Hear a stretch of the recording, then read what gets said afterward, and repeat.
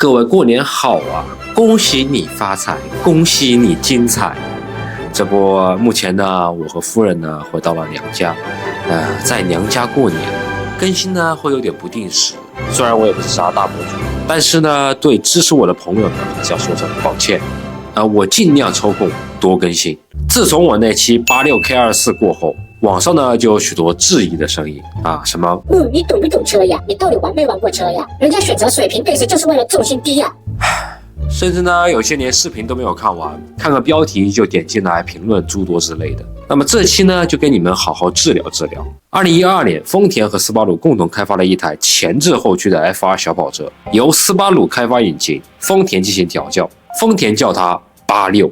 北美市场呢，将其放入北美特有的品牌 Scion 旗下，更是为这款小车起了一个简单易懂的名字，叫做 FRS， 即 Front Engine Rear Drive Sport Car。斯巴鲁一看，这个咱们共同开发的东西啊，好一个 FRS， 外加头文字 D 86 IP 的加持，哼，柚子，咱们也不能输了气势，不蹭 IP。咱富士重工就称它为 BRZ， 即 Boxer Engine Rear Drive Zenith。保时捷款发动机，水平对置，让人一看就知道，我花1/4的价格就能买到保时捷款的发动机呀，好一个大聪明，人家都不如你。那这车到底如何呢？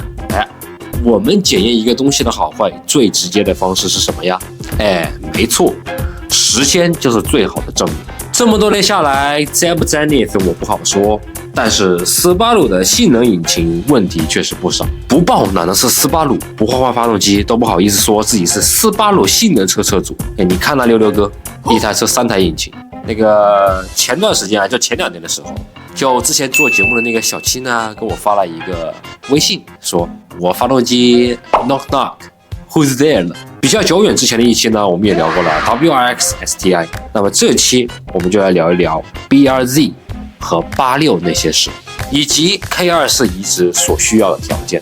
你有没有听过一句话，就是86 BRZ 是给车迷准备的礼物，是一个造了一半的车。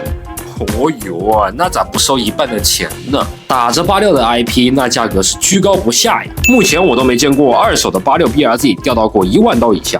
很多人想着像 MFG 主角片头向下一样，我86啊，我 BRZ 啊，是台赛车啊。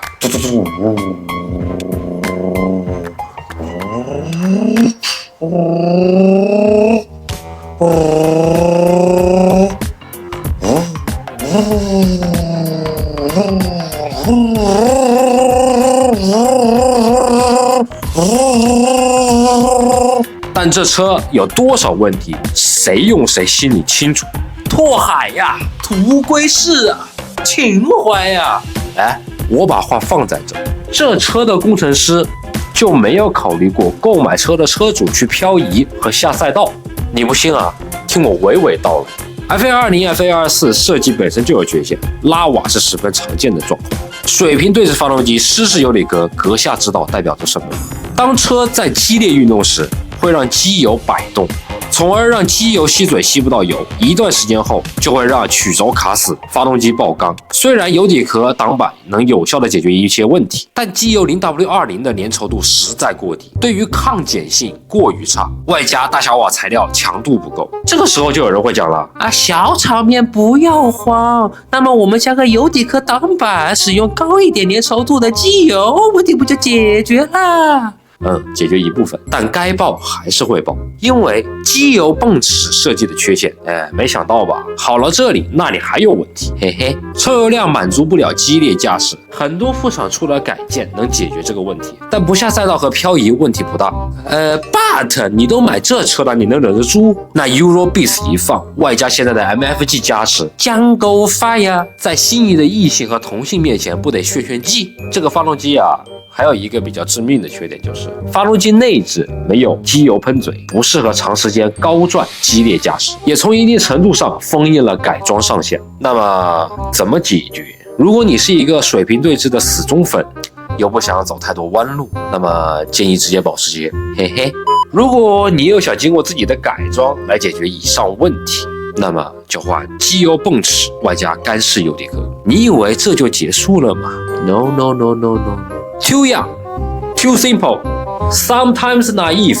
拆油底壳的时候，难道你没有看到什么吗？排气是怎么走的呀？围绕着油底壳一圈，随着驾驶时间，就慢慢的在给那个油底壳加温，油温过高。嘿嘿，油温、水温呢，因为车辆设计问题都会很高，即使加大水箱也不行。比较有趣的是，这么多问题还是有很多人说GT86 BRZ 加个 HKS 涡轮套件就能秒天秒地轮上400匹张嘴就来本田垃圾那你加个试试呗，你加个试试嘛，试试嘛。我们先来看看这个涡轮套件就拿 HKS 来举例。我们就算 Step 3最高的吧，改这么一大堆东西，都脱缸到 2.1 升了。人家说了，根据排气选项测试过最高454 PS 和536牛米，换算一下也就是448 horsepower 和395磅齿的扭矩，448 horsepower 马力换算到轮上，后驱的马力是380轮上马力。但是你就看那个手动变速箱爆不爆就完了。原厂动力下扭矩184磅齿已经是快到原厂手动挡变速箱离合和同步器的极限了。CC6 这代手动挡变速箱给人的感觉就是2个字：廉价。相反，自动挡版本的变速箱能承受的马力和扭矩比手动挡来的大，毕竟是雷克萨斯 RS250 同款变速箱。厂家为了控制这个成本造出来这个东西，但厂家却美其名曰的说造了一半，让广大玩家充分享受改装的乐趣。嘿嘿 ，nice。这个高情商玩的溜是你让我感受到了改装的乐趣，但你同样让我花了与这个车相同价值的钱去解决这些问题。